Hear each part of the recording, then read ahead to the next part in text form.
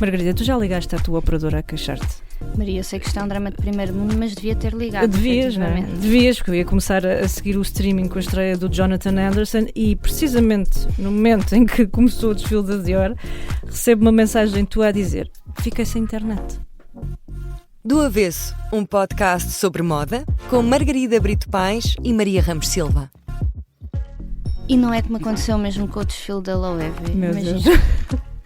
Levei com aquelas celebridades todas a chegar ao desfile. No caso da Dior, até a fazer as provas da roupa que iam vestir depois.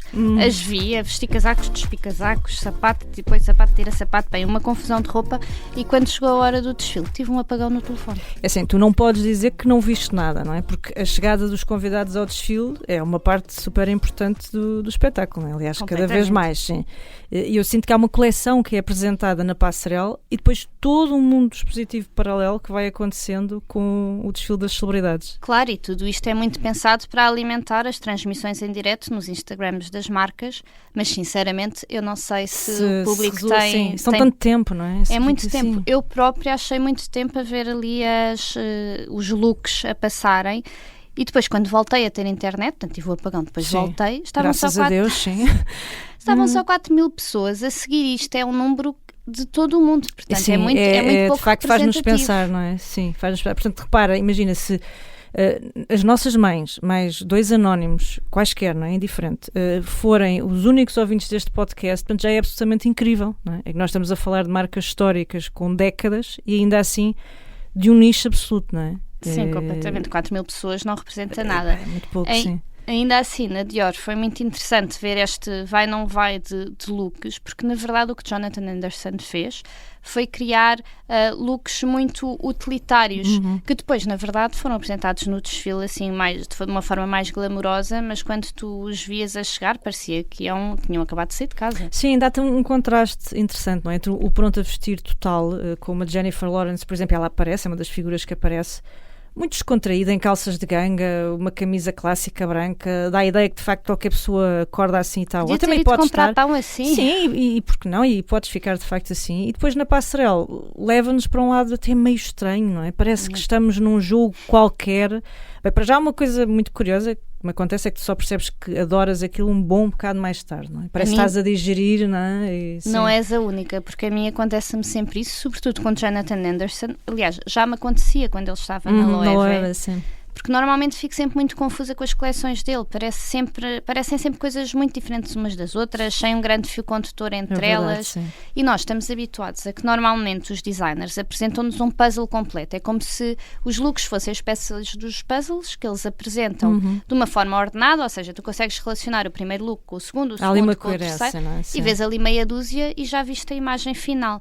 E Jonathan Anderson não dá, não é? Mete-te as peças todas atira tudo para cima, não é? Para cima do saco, tapete, é como se tirasses à sorte. Sim. E precisas depois de um bocado para conseguir relacionar aquilo tudo. E aliás, as redes sociais são uma grande ajuda nisso, porque é quando ele começa a revelar os detalhes, as inspirações, que tu começas a perceber ali os pontos de ligação. Sim, e tu ainda por cima se ficaste sem internet, portanto, logicamente uma pessoa sem internet não tem mais nada que fazer, não é? Exato, não há mundo sem internet. Não há mundo sem internet, tu tiveste mais que tempo para resolver o puzzle. E havia de facto aqui muita coisa para juntar, a coleção estava cheia de referências muito inspiradoras. Tinhas aliás aqui aquele apelo aos vestidos de Saint Laurent para a Dior, tinhas o laço, não é? Dior, exato, o perfume Dior, o medalhão que surge na autobiografia do Christian Dior e que também foi uma das grandes inspirações do desfile, não é? Aliás, esse medalhão que está gravado na capa muita do coisa, livro, sim. Aparece gravado em cintos, em botões de casacos e até na pele de sapatos. Isto são coisas que de facto só consegues ver numa fotografia. Ótimos. Gostei muito daqueles sapatos de camurça, sim. Ainda por cima ao verde, tem um verde lindo, é maravilhoso. E quem também usou muitas redes sociais com este fim de mostrar aqui um bocado o backstage de como se fazem as coisas foi a Loewe, que revelou, por exemplo, que algumas das escletes eram feitas de vidro. Num vídeo, foram ótimas, não é? Um vídeo podia ter sido gravado na Marinha Grande, sim. foi mesmo soprar eram como jarras, se fosse uma jarra. Sim. Portanto, tens a clutch e podes deixar em cima de uma mesa a fazer decoração, até porque nós sabemos que o setor da decoração está em crescimento no mercado de luxo e que a Loewe tem um grande investimento nesta área. Aliás, basta pensarmos nas velas. As velas são sucesso, é verdade, sim. Mas sabes que à parte de tudo isso, eu gostei de facto muito da estreia desta dupla ex-Proenza, não é? O Jack McAuliffe e o Lázaro Hernandes. Eles conseguiram imprimir muito bem. Eu acho que o seu mindset norte-americano, mais do que o seu sportswear até, mas muito também isso, não é? E inspirando-se numa coisa que é muito engraçada, que é as cores da bandeira espanhola, que foi uma das marcas da coleção, e que não é fácil, não é? Imaginar amarelo junto com o encarnado e aquilo funcionar, mas eles conseguiram de facto fazer ali é difícil e era combo ótimo. Sim. Foi ótimo e era uma referência óbvia, mas que eles conseguiram trabalhar ali de uma forma sem muito que a pessoa especial. pareça a bandeira, é importante dizer isso, não é? Nem o símbolo do McDonald's. Nem o símbolo, exato. Também, parecendo que não é um detalhe. Também pode ser isso, é verdade. Detalhe importante. Sim, sim. E, no entanto, também não descuraram esta parte histórica da marca, aqui muito ligada às carteiras e às malas de viagem, a todos os bens de couro, no fundo, que eles tornaram icónicos com novos designs e, curiosamente, juntaram-se aqui a uma tendência que eu sei que te deixou aqui com o alerta vermelho ligado e a polícia devia ter deixado. Sim, a polícia, atenção, a polícia de verdade, não é a polícia da moda neste caso. Sim, não nos confundam, é a polícia de verdade. Sim, tu sabes quando andas na rua com a carteira aberta, às vezes está uma coisa assim, um descuido, não é? Parece alguém até muito simpático a dizer: cuidado menino, olha que tem aí a carteira aberta, não é? Veja lá, se é roubada, uma coisa do género. Pronto, mas elas aqui apareceram efetivamente semi-abertas na passarela, muitas destas carteiras. Eu acho que até já tinha sido uma tendência no desfile anterior da Fendi. Da Dior e da também, Dior talvez, sim. Eu não sei se é bom para quem usa, na verdade. Eu acho que não. Não sei se é, pronto, até porque pode começar a perder coisas, mas isto para carteiristas é um mimo, não é? Eu estou a ver as pessoas lá em casa a tirarem notas, a pensar, olha, esta nova tendência, senhor. Sim, facilitaria muito o trabalho a muito boa gente que por aí anda, sobretudo nas ruas de Lisboa, sim, imagina, isto era um mimo. Bem, de Lisboa e das capitais de todo o mundo. Também é bom para deixar cair coisas e podes sempre ter um encontro inesperado assim de amor. Pode ser esse também o lado mais romântico. Ora, tudo é uma boa perspectiva, sim, Marida, bem visto, bem visto. Mas olha, por falar aqui por coisas que nos deixaram incrédulas, há uma que nós temos que falar, porque eu juro-te que ainda estou a assimilar o que aconteceu, a digerir. Carla Bruni Sarkozy, não é? Então o marido foi condenado a 5 anos de prisão no dia 25 de setembro e ela no dia 29. Poucos dias depois já estava. 4 dias depois.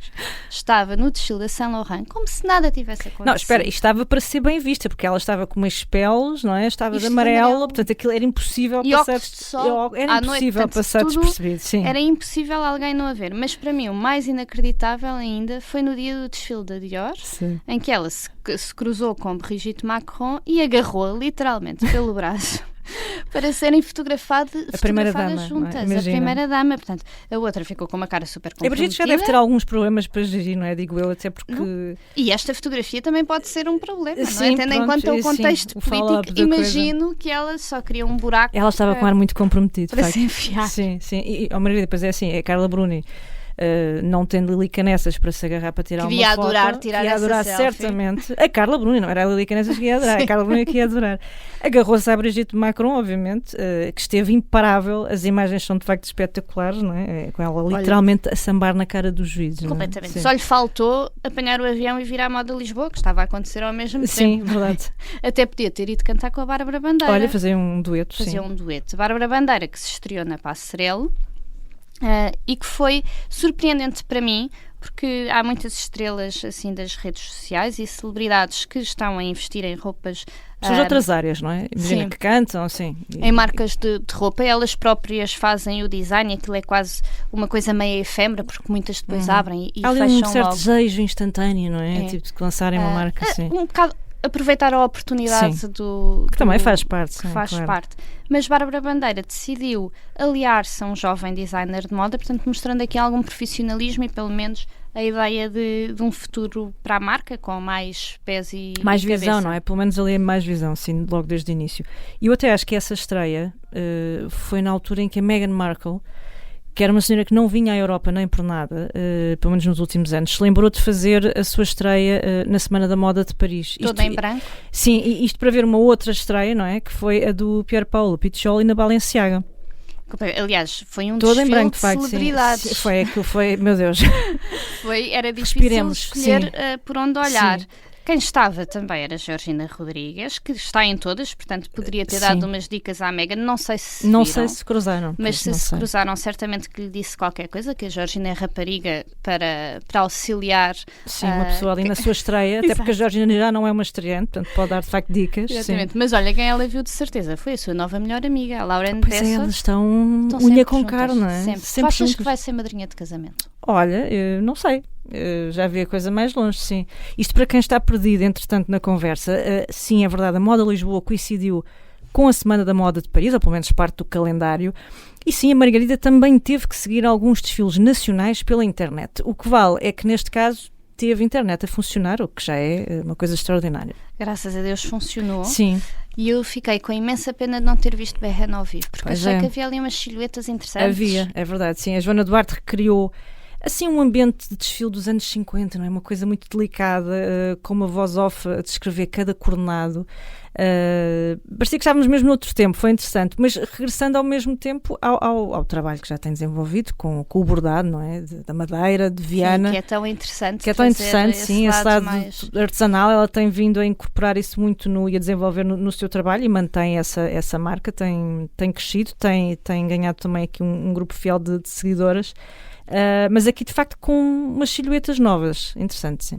Olha, e tu ficaste até ao fim, não foi? Viste Luís Carvalho? Para ver Luís Carvalho, sim, eu gostei muito, sabes, isto já é quase um clichê, a pessoa dizer que estudo das coleções de Luís Carvalho, é verdade, mas gostei francamente desta coleção, acho que nem sempre são tão bem conseguidas, acho que esta se destacou pela positiva, de facto, com aquelas pregas nas saias, nas camisas, acho que o detalhe vincou ali muito bem a mensagem que ele queria passar. Sim, do que vi também me pareceu bastante interessante. Também gostei muito, foi da Arnes, que apresentou peças de couro misturadas com outros materiais mais leves, assim como uma mistura de texturas muito interessante, e a mim parece-me que é uma marca que tem muito pronto crescer, se mantiver esta linha esse investimento também, sim. Se mantiver esta linha muito minimalista, mas não é? ao mesmo tempo que não é simplista, que é o que é interessante. Sim, tem ali pormenores muito interessantes e para quem gosta de facto deste tipo de linha, sim. Já agora, nesta edição nós tivemos um espaço extra que chamaram Fashion House no Palacete Gomes Freire.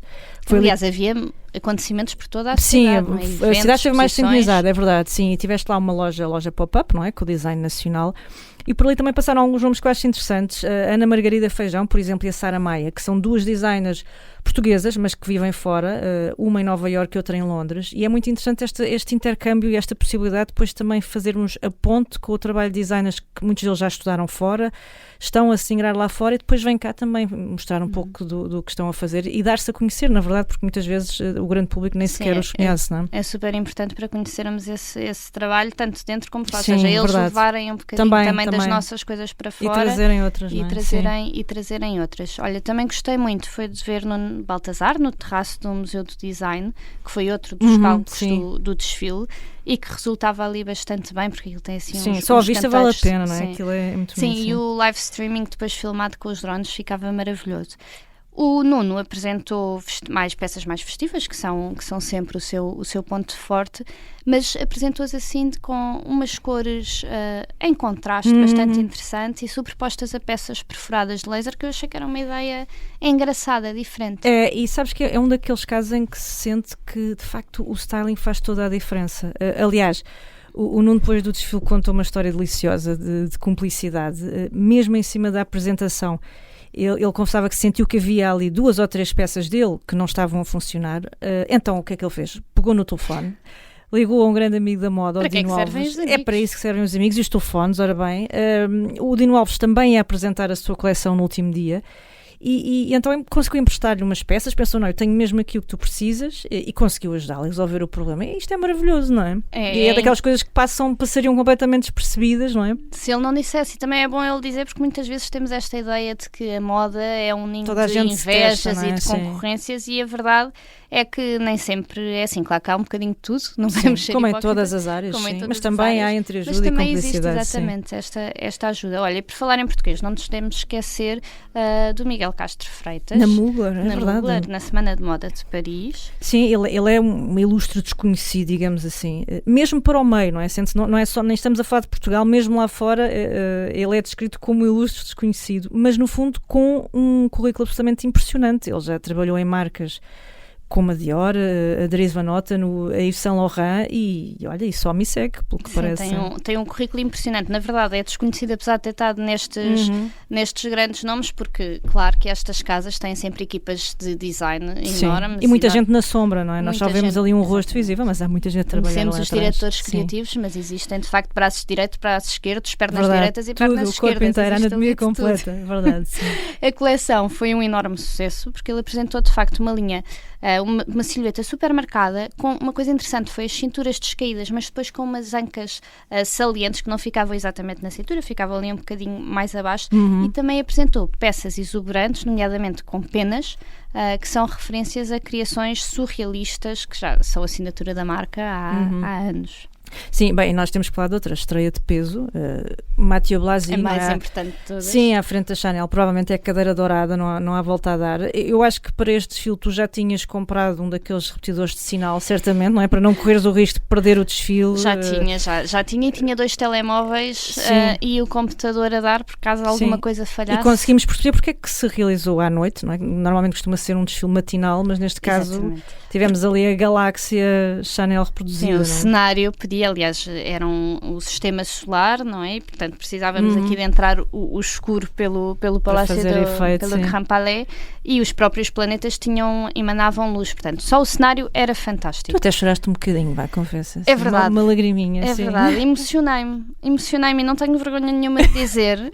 É verdade, porque de facto acho que foi um momento único na moda. Assistimos ali ao início de uma nova era. Virar de página, não é? Sentiu-se ele pôs uma página em branco, cortou completamente com a estética de Karl Lagerfeld, não o baniu da história, porque havia ali algumas referências a Lagerfeld, mas havia muito já mais. Nem se lembra, ninguém é de Aviar, coitada, mas da Virginia Aviar. Mas havia indicações da direção para ela ter ali um cargo de passagem. Tanto que se fala neste momento em três eras: a era de Coco, de Karl e agora de Mathieu. Grande peso. Sim, que de facto foi buscar muitas referências à própria Coco Chanel e à história de amor dela com essa história é maravilhosa. Com o Boy Capel.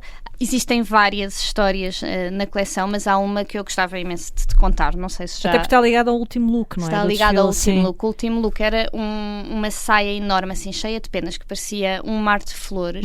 E porquê é que parecia um mar de flores?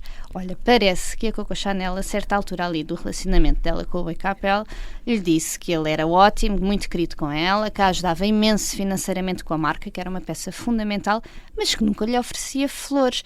Assim, daqueles típicos... O dinheiro era bem-vindo, mas já agora sim, algum gesto mais romântico. Daqueles típicos queixumes de mulher apaixonada, sabes? Quando não tens nada para implicar e queres ali uma discussãozinha para depois poderes fazer as pazes. Pronto, foi exatamente isso que aconteceu. E conseguiu, não é? E conseguiu. Como é que ele respondeu muito elegantemente e de facto mostra porque é que ela tinha esta paixão assolapada. Então ele não faz mais nada. Os 2 dias a seguir enviou um ramo de flores de meia hora para o escritório. Diz que ela ficou louca porque já não sabia onde é que havia de enfiar tantas flores, não é? E portanto ele ao final de 2 dias achou que ela aprendeu a lição e nunca mais lhe deve ter pedido flores. E isso inspirou esta saia que de facto parece um mar de flores, não é? Nós temos uma Chanel de volta aos primeiros tempos. Tu também reparaste numa coisa muito interessante, que é de alguma forma ter aberto ligeiramente ali a porta também a uma colaboração, não é? Que não é bem uma colaboração, mas... com a história das camisas, não é? Das camisas da Chavet, é uma marca super conhecida de camisas parisiense, e era onde a própria Coco ia comprar as camisas para o Boy Capel. E portanto, quando o Mathieu descobriu isto, conseguiu convencer a direção da Chanel, porque a Chanel não faz colaborações, a pedir que as camisas fossem fornecidas por esta histórica marca francesa, como pedem a outros fornecedores que façam as camélias, a outros que façam os lamés e as correntes. Portanto, mais um fornecedor, porque de facto estas camisas são únicas, e isto aqui também mostra um bocadinho esta nova fase que poderá ser um pouco mais colaborativa, não sabemos. Sim, nós temos uma Chanel de volta aos primeiros tempos, Margarida, e sabes o que é que também temos quase certeza? Uma Victoria Beckham mais jovem, mas eu não te vou dizer porquê, porque nós entretanto temos que ir para casa ver pelo menos 3 episódios, acho eu, de Netflix sobre Victoria Beckham, portanto, olha, até para a semana. Até para a semana.